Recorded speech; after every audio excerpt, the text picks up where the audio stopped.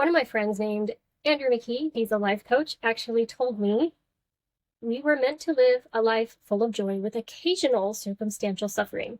We were not designed to live a life of suffering with only occasional bouts of joy. Welcome to the Overcome Depression podcast. The tools you learn here can make depression a part of your past, allow healing regardless of your present circumstances, and offer hope for your future. I am your host, Jennifer Stirling-Campbell.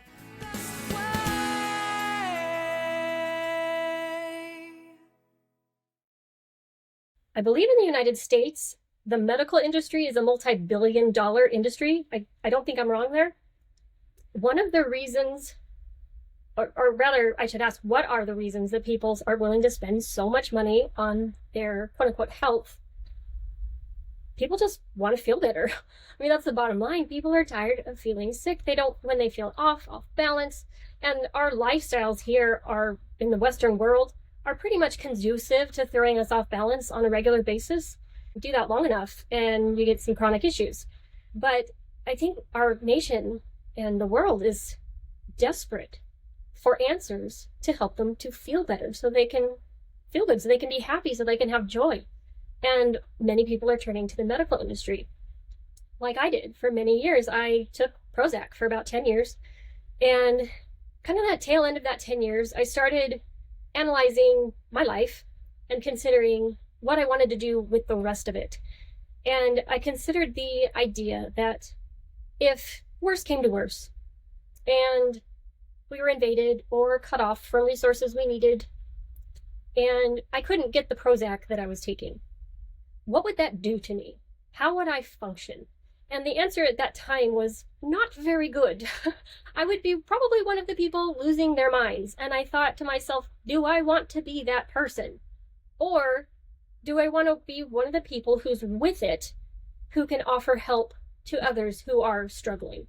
And obviously for me, the answer was, I want to be that person who's helping other people. I don't want to be losing my mind because I couldn't get a hold of a drug. That's just awful. I want to be in control of my health so I don't have to take it.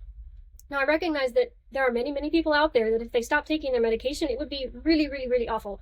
Don't ever stop taking your medication without the help of a medical professional. Please don't do that. It can be disastrous. But long story short, I was able to get off the Prozac. And I talk about that earlier in my podcast. But it basically came down to several moments of small decisions that, man, I really don't want this. Ooh, I really don't want this. And then the final, I'm not going to do this anymore. That was the final decision that led to the miracle of my healing. And then the progress that I had afterwards. Years down the road, after I had overcome depression and was doing much better, but still struggling in other ways, I had a long way to go. And I was really, really struggling in my marriage. My husband was a really good person, and it still is a very good person, or my ex now, but we were really struggling. And I was talking to my life coach and was expressing the despair I felt, because it felt like if I stay, I can only see misery. And if I go, I can only see misery. I can't see the light at the end of this tunnel, and I'm scared. And I don't even know where to start or what to do. And she said something that profoundly impacted me and literally got me through that year so that I could get to a point where I could have a sound enough mind we did separate, but I was able to do it somewhat in a way that was dignified and in the best interest of both of us. I believe at the time I did the best I could. But at the time, when I was talking to this counselor, this life coach of mine, everything around me just seemed so dark. Like I could not find hope anywhere. And what she said to me was, Jennifer, you have to hold on to the belief because it's true. This is a truth, Jennifer. Listen up, okay? I was all ears. Okay. She said, you will be happy in your marriage, or you will be happy out of your marriage. Either way, you are going to find happiness. And you need to hold on to that. And I paused and I thought about it and I said, okay, I can do that. And that belief, that knowing, because I knew it was true when she said it, was that it is going to be okay. It is. But I have to decide that at the end of this, I'm going to find joy. I'm going to be happy. I'm going to live a very good life, whether it's with my current husband or by myself or with someone else. And these moments of decision that I talk about aloud in this program, again, so critical to progress. One of my friends, Henry Amar, he's also a mentor, life coach, and he said the most important decision you will ever make is the decision to decide. And he may have gotten that from somewhere else, but I attribute it to him because that's where I heard it. But it really is true. I think when we stagnate and we're not willing to make a decision sometimes you gotta wait for the right thing, for sure, but I think so many of us just accept where we're at as the reality instead of saying, I've had enough, I want better, I'm going to do something about this, or I'm going to have faith that something will come along that will help me. Right now, I would like you to decide that you are going to let go of some things. Maybe some things you've held on for a really long time, things that are no longer serving you. And as part of this podcast today, I do want to take you through a mental exercise. Some call it meditation, kind of a visual. And I do understand that some people think more in words. About 80% people, from my understanding, think in words, and others in pictures. So as I'm describing what to try to visualize, if you can access it through the words and do whatever works for you, that's totally fine. Meditation is something that can be developed. Just do your best.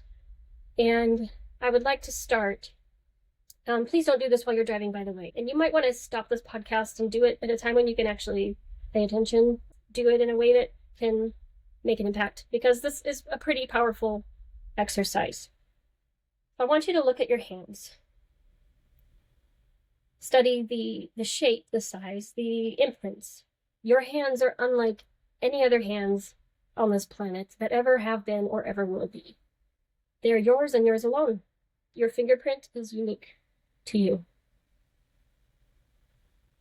And turn them over and look at the opposite side of your hands, the fingernails. Maybe you're wearing some rings to ornament them. Think about all of the amazing things that your hands do.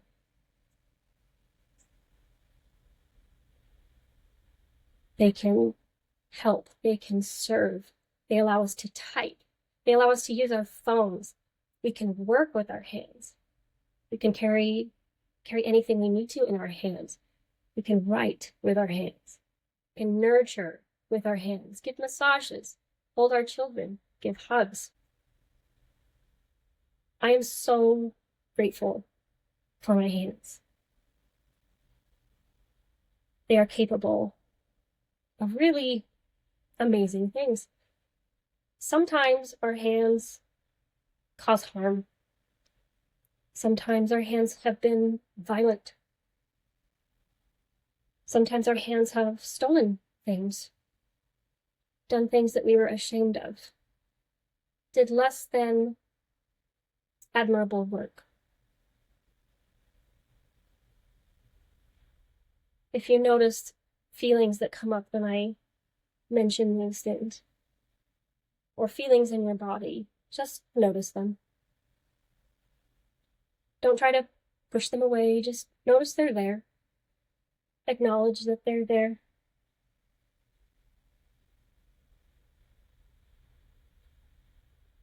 This comes from the lifeline technique. But there is a past part of you that has used your hands to hurt and to harm. We've all done it. That did not know it had any other choice. You believed that that is what you had to do to survive, to get what you wanted. You may have not been doing it in your right mind. but there's still pain there and suffering. Things that we need to let go from our hands. Memories, habits, tendencies, spiritual forces that are not of good. And I want you to say out loud, my hands are hands of healing. And I forgive the past part of me that did not know I had a choice. And I am choosing now to use my hands to nurture and to heal and to love, starting with myself today, right now.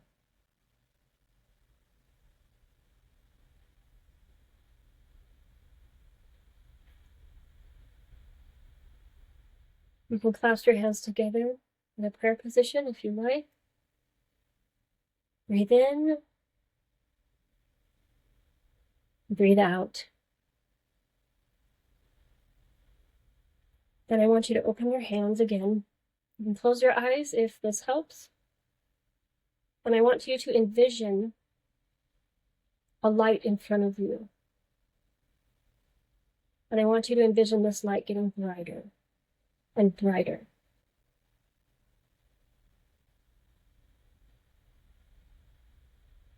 Depending on what you believe, this could be the light and love, ultimate, pure light and love of the universe. For me, I see Jesus Christ. And sometimes I'll see my Heavenly Mother. Out of the light, if you feel that it is appropriate for this meditation, see if you can see the hands that are outstretched to you in this light. And when you are ready, reach your hands towards these hands. They're outstretched to you. They want to help you. They love you. Allow these hands to clasp yours. I want you to feel the weight of all the things you've ever done with these hands that have ever hurt you or someone else. Feel that heaviness. Now give it up. You may be clenched. You may be holding on to it. But if there's anything inside of you that doesn't want to let it go, tell the light that you are ready to let it go. If you're struggling with this, ask the light to please take it. I don't know how to give it up. Please take this weight. I can't hold it anymore. It's just too heavy. I don't want it. And as you're feeling these hands clasping yours, I want you to feel lightness enter your hands and the weight dissipate as it flows into the hands of your Savior. Your hands will get lighter and lighter and lighter when they are filled with light. And this light enters your wrists.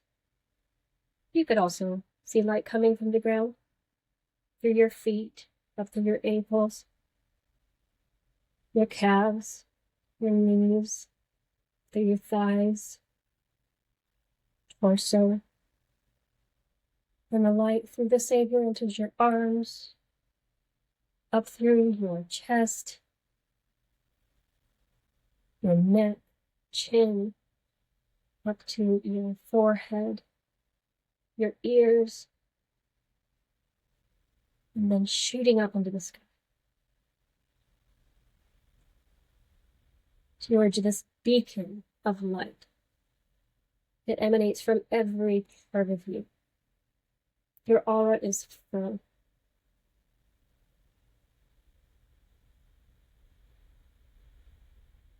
Keep breathing. It helps. Blow anything out. Blow anything out that is weighty. You do not want to carry it anymore. Give it. Let it go. If you look at your hands and you feel like they're still clenched, you can ask the Lord for a relaxant. Please help me relax my hands. Give this up. Let it go. Decide now. I'm letting this go.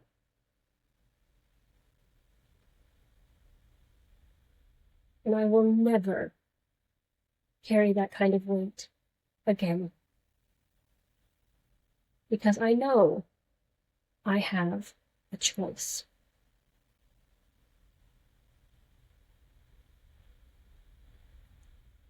And when you're ready, you come out, open your eyes, shrug your shoulders.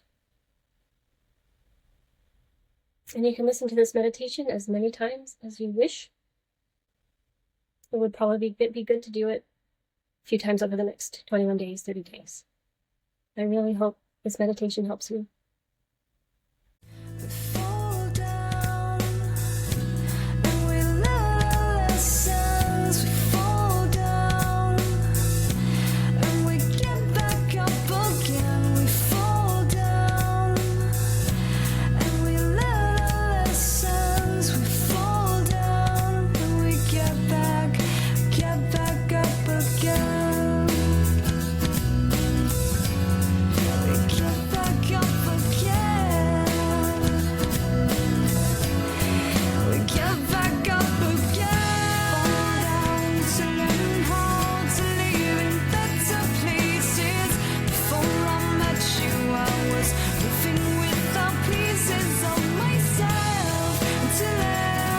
Such